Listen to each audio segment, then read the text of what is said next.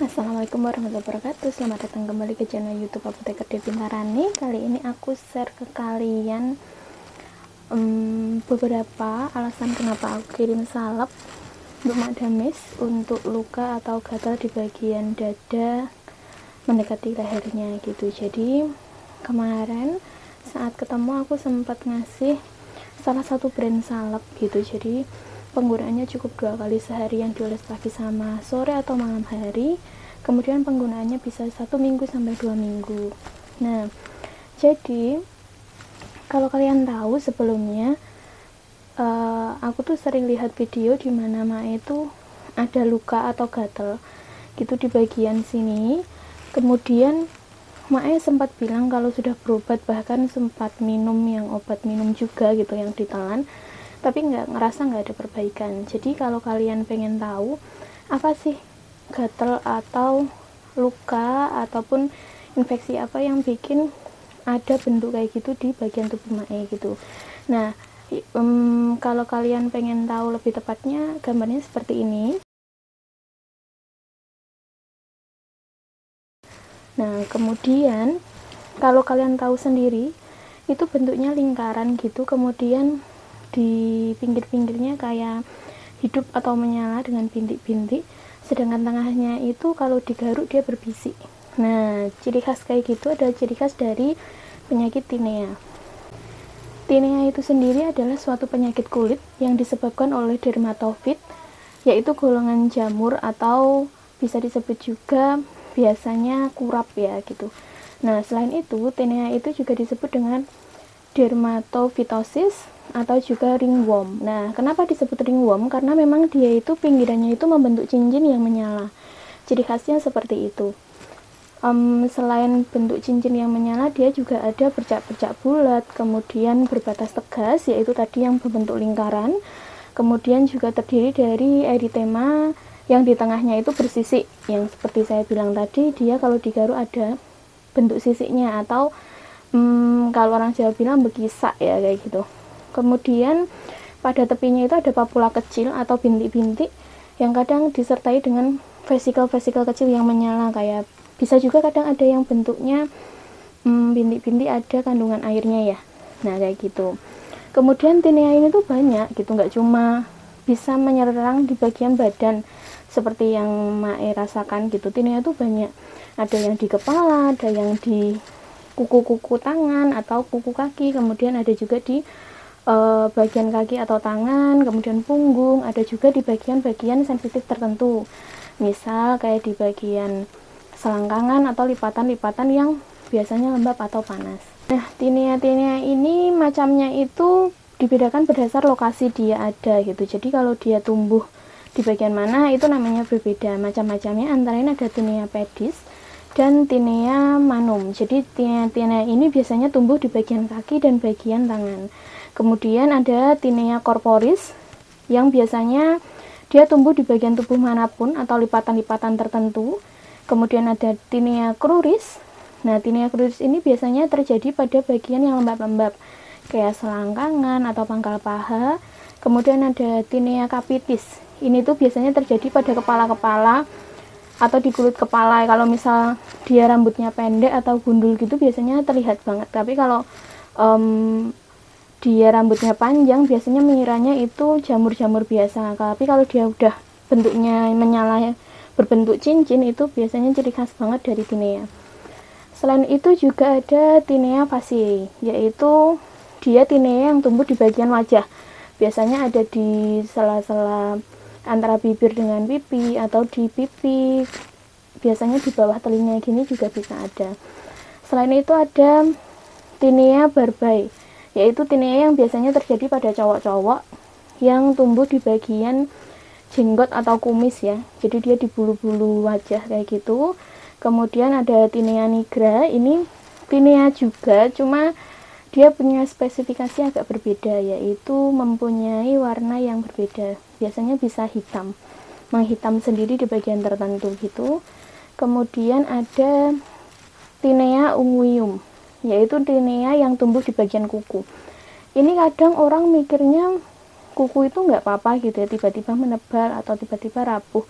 Cuma sebenarnya itu juga infeksi jamur gitu. Jadi ciri khasnya itu biasanya kuku-kuku itu bakal ada penebalan, kemudian rapuh atau bisa kayak menggulung gitu ya. Jadi di situ warnanya berubah, kayak lebih drop ya, lebih nggak transparan gitu. Kemudian kalau dia dipotong dia lebih mudah hancur. Nah itu biasanya ciri khas dari infeksi jamur. Kemudian apa sih yang kemarin aku kasih ke Mae gitu, kemudian yang aku pertimbangkan apa, kenapa aku milih obat itu.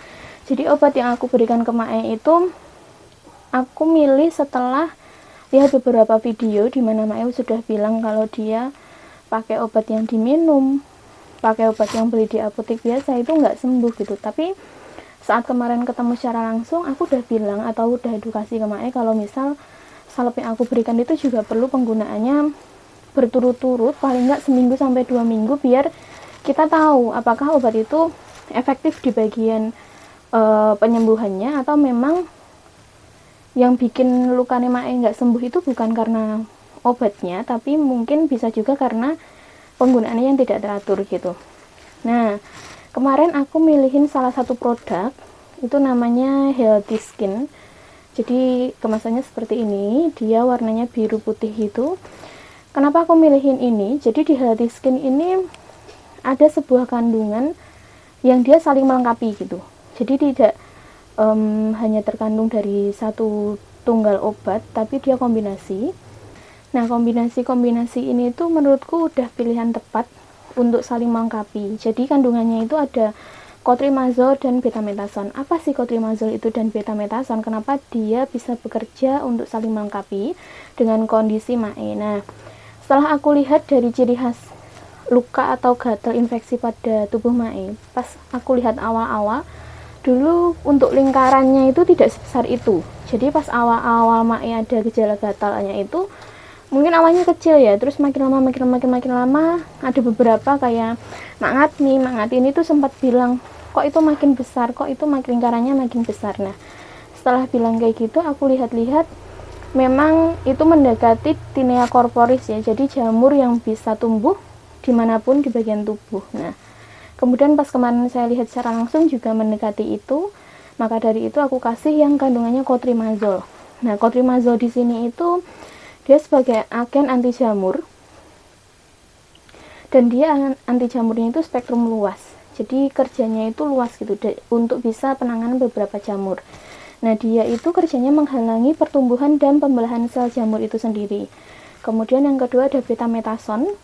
Jadi kandungan Healthy Skin itu ada dua tadi, cotrimazole dan betamethasone. Nah, betamethasonnya ini itu fungsinya itu untuk melengkapi dari kinerja cotrimazolenya. Jadi cotrimazolenya udah membunuh dan juga mencegah pembelahan jamurnya biar jamurnya nggak makin banyak atau makin berkembang.